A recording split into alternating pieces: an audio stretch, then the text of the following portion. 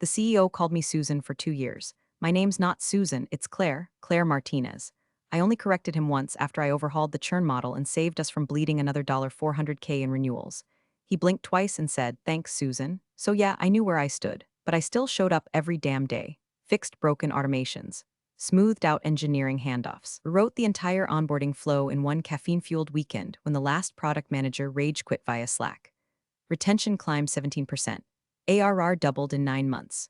And churn, down so low I joked with legal we might accidentally violate antitrust law if things kept compounding. Then last Monday, while I was neck deep in the quarterly cohort report, the CEO walked past my desk on his phone, laughing. "We've totally rebranded the turnaround. Oh yeah, all me and Tyler. Wait till you see our deck." Tyler is his son.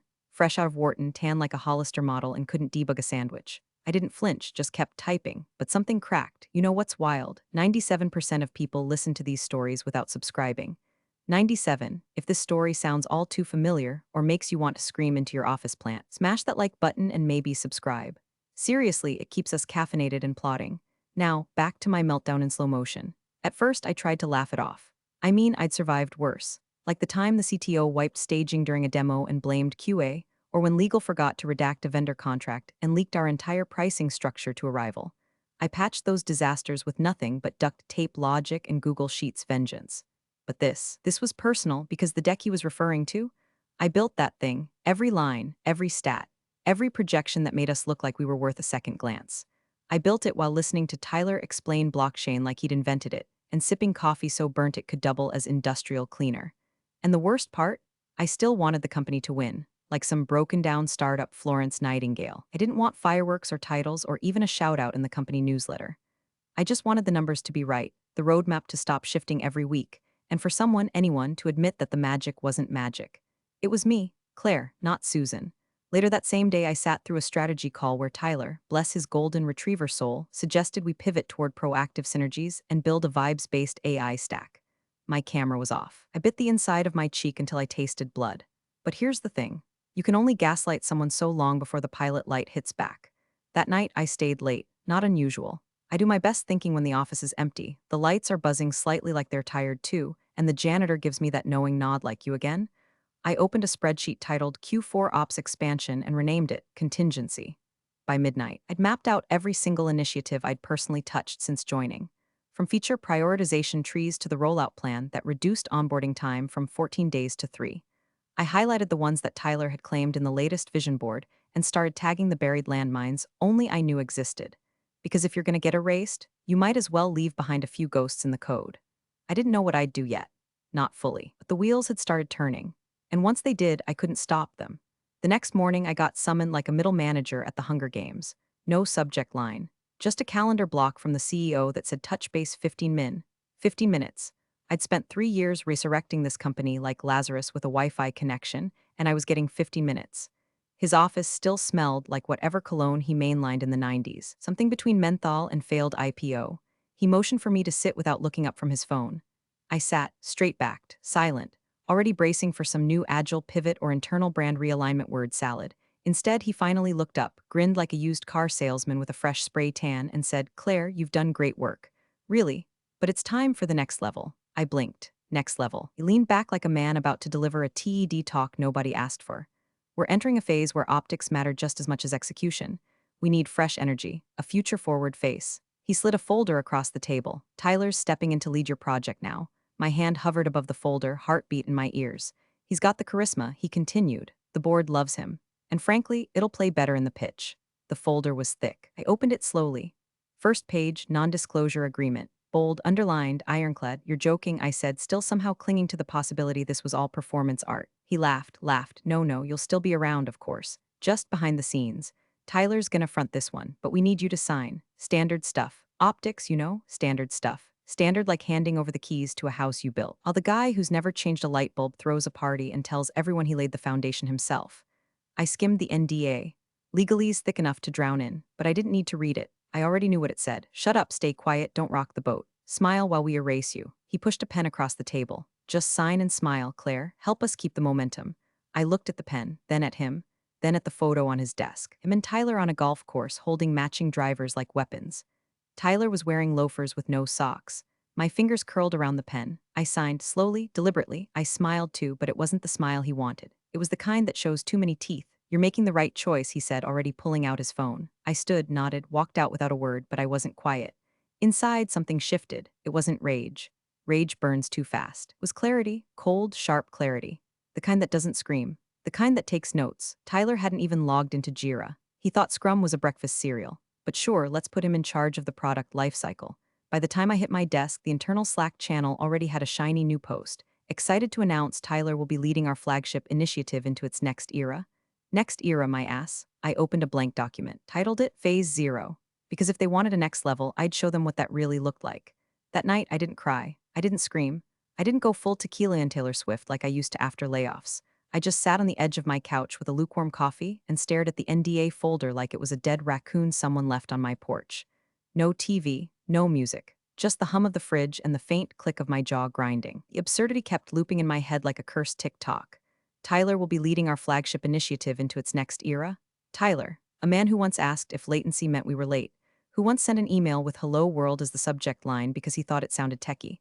And now, he was demoing my work, wearing a company hoodie he got for free, probably still had the tag on.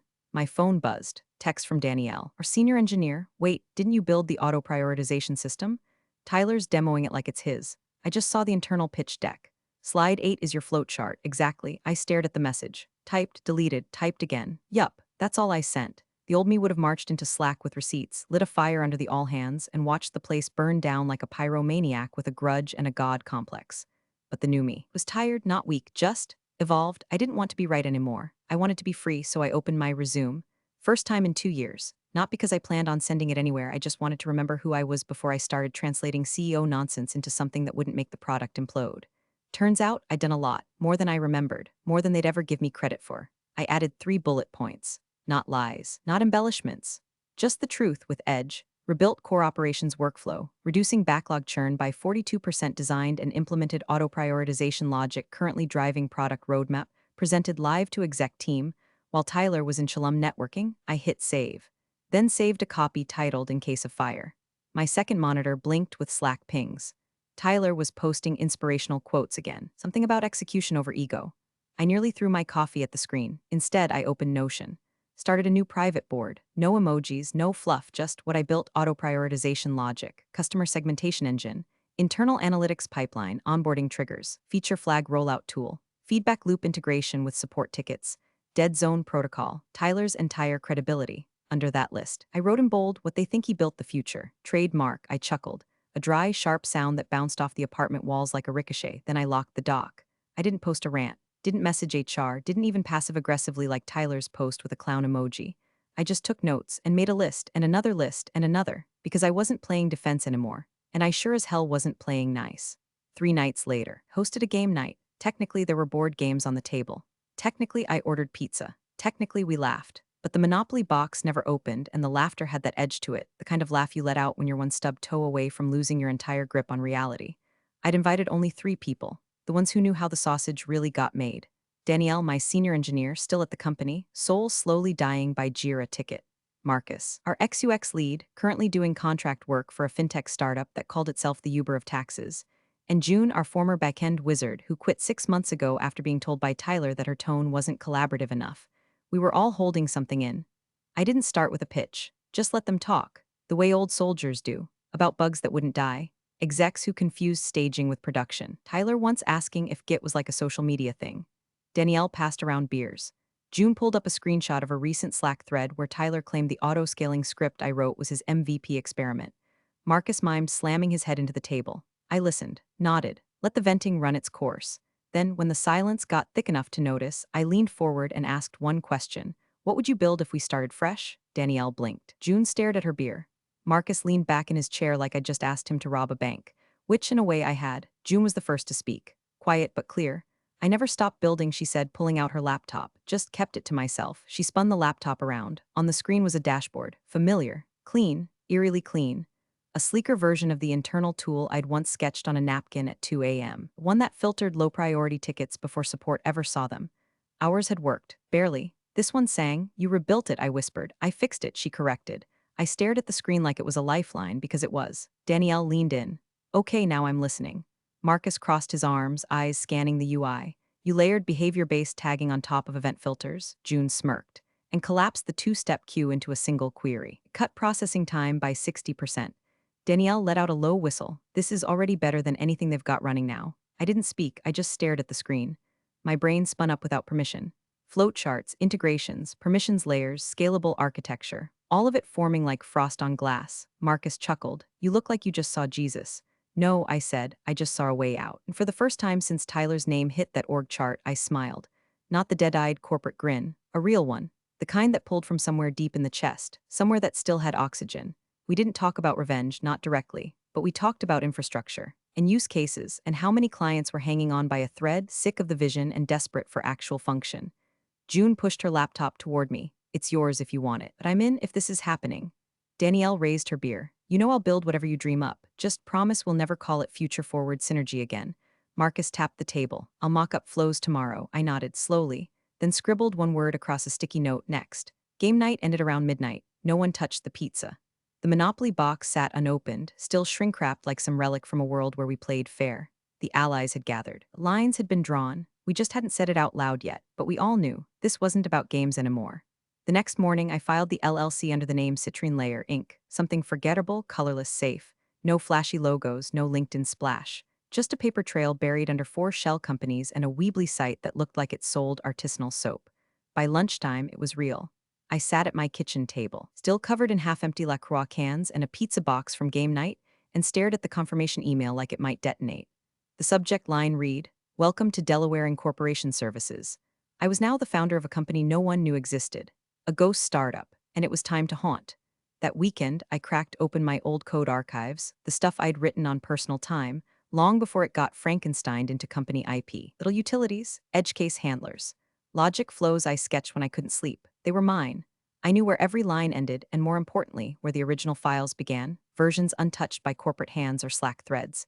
Spite is a hell of a motivator. Danielle spun up a repo. June migrated the UI from her local machine to a private dev environment. Marcus designed mock flows using real user behavior patterns we remembered, minus the dated UX fluff they'd bolted on after I left. We weren't copying the product. We were rewriting the thesis. They built for bragging rights. We were building for survival. Still, fear crept in, not the loud kind, the quiet type, like walking across a frozen lake you used to skate on as a kid, knowing full well spring is coming.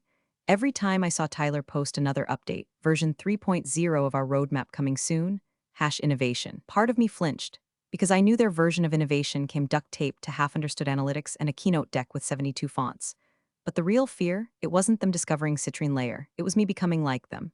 Bitter, petty, obsessed with being right, so I fought it with discipline. Spreadsheets, arrables, diagrams. I sketched out our go-to-market in bulletproof logic, wrote docs that no one would read but I'd know were there. I created a roadmap so clean it looked like a murder scene. The only red was in the growth projections. And then, one night, while poking around the old system, checking the public APIs for any new vulnerabilities, I left something behind. A gift. There was a legacy zone buried deep in the infrastructure. A deprecated logging function still tied to the usage dashboard. I'd built it before Tyler knew the company existed. Still had admin access from my staging credentials. I left a trigger. Nothing malicious, nothing illegal, just a tiny patch of code that would quietly break if anyone tried to optimize it the wrong way. Not immediately. Just enough to freeze sessions for 24 hours and send the logs into an infinite loop of 200 awks. Engineers would panic. Support would scramble. The fix, one undocumented function call. When I never wrote down. A dead zone, not a bomb. A warning because some rooms should stay locked. And if Tyler wanted to play founder, he was going to learn what happened when you wandered into a blueprint you didn't understand. Citrine Layer's prototype was humming now. Bare bones, efficient, bug-free. Every line of code felt like an exhale. It wasn't revenge yet, but it was close. And I wasn't afraid anymore. 3 weeks after the dead zone, Tyler went on LinkedIn and dropped the word disruptive 7 times in a single post. It was about their new smart prioritization initiative, which, judging by the screenshots, was my old logic wrapped in a UI that looked like someone rage-clicked every font option in Figma. The caption? Game-changing upgrade launching this sprint, built with love and vision. #NextGen Ops, it was like watching someone set a wedding cake on fire and call it creme brulee. The comments were brutal. Didn't this already exist? I thought this was part of last quarter's roadmap. Why does the search bar open a calendar? Internally, I knew what had happened. Tyler had tried to streamline my system by gutting the internal rule weights, which meant the whole engine treated every customer action like a priority 1 fire drill. The result? The support team was drowning in noise. The engine was technically working, just sprinting in every direction like a coked-up Roomba. But I didn't comment, didn't text anyone. Just screen capped it and dropped it into our internal Slack with the caption. Meanwhile, in Dollar Store Hogwarts, Danielle added a popcorn emoji. Marcus started a new board titled Feature Graveyard. June added a card called God Help the Interns. And then, the first crack appeared. It came in the form of a short, cautiously worded email from an old investor. He'd backed us in the early days, quiet guy, glasses, always scribbling. The kind who noticed everything and said nothing unless it mattered. Subject line, quick question, hey Claire, just wondering, did you happen to write the last quarterly brief? The tone shift was noticeable. Fewer numbers, more buzzwords. Off the record, of course. Hope you're well, M. I stared at the screen, then reread it, then laughed out loud. Not a bitter laugh this time, a real one, because someone noticed. Finally, I didn't reply, just archived it, but I let myself smile for the rest of the afternoon. Then came the second crack. Citrine Layer got its first client. It wasn't glamorous. A mid-sized logistics firm in the Midwest, nothing VC-worthy, no cool branding, but they'd been using the old platform. Quietly reached out to June after hearing she might know someone building something cleaner. We onboarded them in 72 hours. And when their COO emailed to say, this works better than anything we've paid for in 3 years, I damn near framed it. I still didn't put my name on anything. Not in the code, not in the docs, not in the calls. I was the ghost in the foundation, same as always, but now I was building something worth haunting. Of course, it didn't stay secret for long. A tech blog out of Seattle ran a piece titled Shadow Twin. Anonymous platform mirroring former startup gains quiet traction. It was vague. No names. Just a few speculative breadcrumbs about rapid onboarding, impressive logic flows, and one delicious quote. Feels like the original team, just finally unshackled. Tyler reposted the article with a snarky imitation is the sincerest form of flattery. Nail polish my team laughed for 20 minutes, because he didn't realize yet that we weren't imitating him. We were imitating ourselves, but better. No meetings that could have been emails. No product strategy dictated by whatever podcast the CEO listened to that week. No more pretending user journey meant anything other than please stop making them click 12 times to reset a password. We just built. And every time Tyler tweeted another buzzword salad about frictionless evolution, we gained another demo request.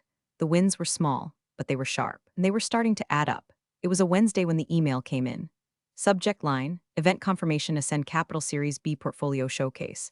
I almost deleted it, thought it was another invite to a networking mixer where tech bros clinked LaCroix cans and misused the word scalable. But then I saw the list of presenting startups. There it was, plain as printer paper, Tyler Vance, Coup Solvescence Technologies, my old company, my old product. Roadmap? Being paraded around like he'd pulled it out of some startup incubator instead of my blood, sweat, and 12-hour debugging marathons. The bile rose fast, I didn't even blink. Just closed the laptop, stood up, and grabbed my phone. Tell me something good, said Nate, my favorite lawyer and least favorite poker opponent. I need you to look at an NDA. Whose? Mine. A pause. Claire. What did you do? I didn't do anything. I hissed. That's the problem. I sent him the NDA, the real one. The one I signed back when I still believed playing nice might get me a seat at the grown-up table. Nate called back 20 minutes later. He didn't sound amused. You can't disclose anything you worked on, correct? He said, crisp and clean. But here's the fun part. They can't claim your work as their own either. That's enforceable. Even if I was under NDA, especially if you were. If they present your IP as theirs, without attribution, and especially if they raise money on it, you're not just allowed to intervene. You're obligated. I leaned against the counter, heart pounding. What if it's already happening? Then he said with a quiet joy that only lawyers and demons understand, you serve them. In the middle of their own damn pitch. It all fell into place like an overdue Rube Goldberg machine. By Friday, Citrine Layer had finalized a funding offer. Seed round, 7 figures. Quiet. Clean. From none other than Ascend Capital, the very firm Tyler was pitching at. The same VC who'd emailed me weeks ago asking if I'd written that quarterly brief. I didn't put my name on the cap table, not directly. Shell company, silent partner, only the founding team knew. But the funding docs listed the platform IP under my authorship. Official, time-stamped, filed. I took a breath that felt like it reached my ankles. Then I called Nate again. Get me a process server, I said. For Tyler? No. For the pitch event, I want him served in the middle of it. Another pause, then a slow, delighted chuckle. Oh, Claire, he said, you finally decided to stop being nice. I booked a seat at the pitch venue under a fake name, business casual, neutral colors, sat in the back corner, 1 row from the exit. I didn't bring a laptop, just a phone, a legal folder, and a coffee I didn't drink. Tyler was scheduled for 10:40 a.m. By 10:35, I saw him in the lobby, grinning like he just won a coding competition he didn't even enter. His slides were open on his iPad. I could make out my old dashboard UI, pixel for pixel. He walked in with the swagger of a man too dumb to be nervous. The process server was already waiting by the registration desk. Manila envelope, neutral expression, badge on his hip. The kind of guy you forget until he taps your shoulder and drops a grenade in your lap. At 10:39, he walked in, calm, unbothered, straight down the center aisle. Tyler didn't even see him coming. But I did. Tyler strutted onto the stage like he was about to unveil the next iPhone. No nerves, no humility. Just that puffed-up energy of a man who's never had to explain version control, but thinks deploying to production means forwarding a deck to marketing. Behind him, the screen lit up. Solvescence Technologies Series B Growth Strategy Slide 1, 2021 to 2022 Turnaround Overview. My roadmap. Slide 2, Core Infrastructure Innovations. My automation logic, slightly renamed. Slide 3, Smart Prioritization Engine, V3.0. My Gotham flowchart. The same one I sketched at 2 a.m. on the back of a napkin after a support fire drill almost melted the platform. He hadn't even changed the arrows. I didn't blink, didn't twitch. Just sat in the back row and watched, one leg crossed over the other, fingers lightly resting on the legal folder in my lap. The hum of anticipation filled the room, the way tech pitches always do, full of caffeine and desperation and a shared fantasy that this, finally, was the next rocket. Tyler cleared his throat. We're excited to show you how we've built a frictionless engine of operational scalability, designed to evolve with customer behavior in real time. He said those words, out loud, with a straight face. He clicked to slide 4. The graph showed ARR doubling in 2022. My work, my blood, my weekends. And then, from the side of the room, process server stepped forward. No drama, no music swell, just quiet shoes on carpet and a manila envelope. Tyler Vance. Tyler turned, blinked, confused. The man handed him the envelope, said nothing, and walked off like it was just another Tuesday. The room murmured, a few chuckles, a lot of raised eyebrows. Tyler glanced at the envelope like it might bite him. He opened it slowly, lips moving as he read the first few lines. Then his face drained of color. From the VC table, a tall man in a navy jacket stood up, Ascend Capital's lead partner. He walked over to Tyler, took the envelope gently, and read a few lines aloud to the room. Cease and desist, filed on behalf of Citrine Layer, Inc. Silence. A pin could have dropped and taken out the entire front row. The VC continued, voice even, almost amused. It says here, misappropriation of proprietary frameworks, unauthorized attribution of authored IP, and presentation of work product under false pretenses. Another pause.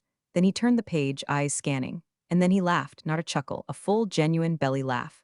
The kind that comes when someone sees the punchline to a joke they didn't realize they were part of. He clapped Tyler on the shoulder. Hard.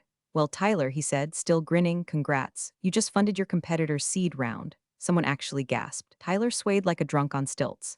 In the back, I sat frozen, not smiling, not smirking, just breathing. Across the room, the CTO, still with the company, stared at the screen, recognition flickering across his face like a glitch. He knew that flowchart, knew it wasn't Tyler's, knew damn well it wasn't even his. Tyler tried to speak, stammering something about team effort and shared innovation, but no one was listening anymore. Eyes shifted. Laptops closed. Investors murmured quietly to each other in that specific, fatal tone, risk adjustment. His father, the CEO, stood near the entrance, hands in pockets, face pale and unreadable.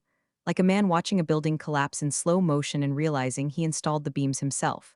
Tyler kept talking. But it didn't matter. The spell had broken. I gathered my things, quietly. No fanfare, walked out the back while the pitch unraveled like a sweater caught on a nail. No one saw me leave. No one except the VC. He looked up, met my eyes through the glass wall, and gave me the smallest nod. Not respect, not pity, recognition, and that was enough.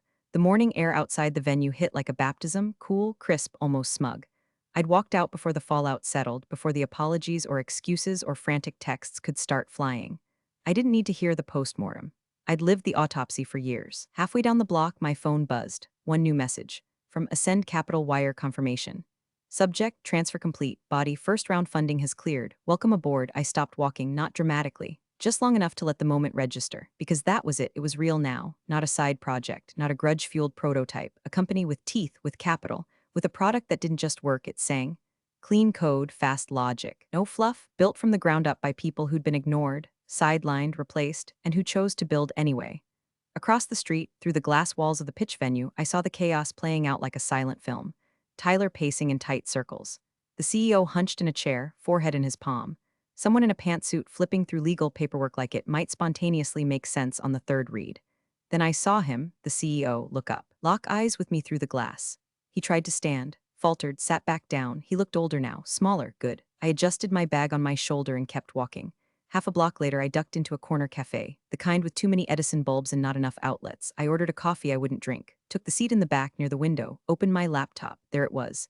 Citrine Layer's admin panel. Clean, functional, waiting. I hovered over the launch toggle. Our pilot client was ready.